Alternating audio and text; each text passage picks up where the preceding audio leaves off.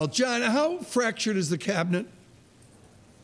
I don't think it's as bad as it looks from the outside. I think that there is some unity, at least amongst the cabinet members.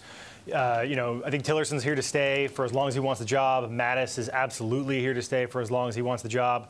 Jeff Sessions tried to quit, but the president basically told him he couldn't.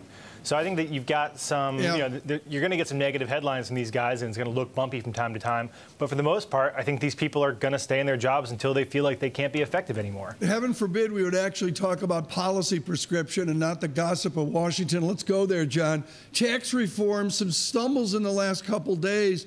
Is tax reform dead on arrival, or is there a chance that they get a cogent debate going? Yeah, I actually think the signs we've seen in the last couple, say 2 weeks, has been pretty good. And I feel, fairly confident that they're going to get a bill passed probably early next year. And at the pace they're moving, they may even be able to hit this year, although I think that's probably a pretty remote chance that they can get it done this year.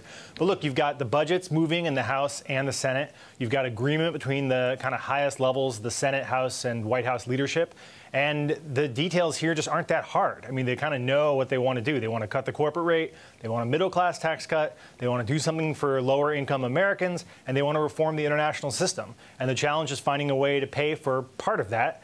And they have an agreement that they're not going to pay for all of it. But the dynamic growth, the revenues from dynamic growth are going to help kind of close that gap. So I think that they're going to get there eventually. And the bumps you're going to see along the way are just what you're going to see when you're rewriting, the most complicated piece of the federal code.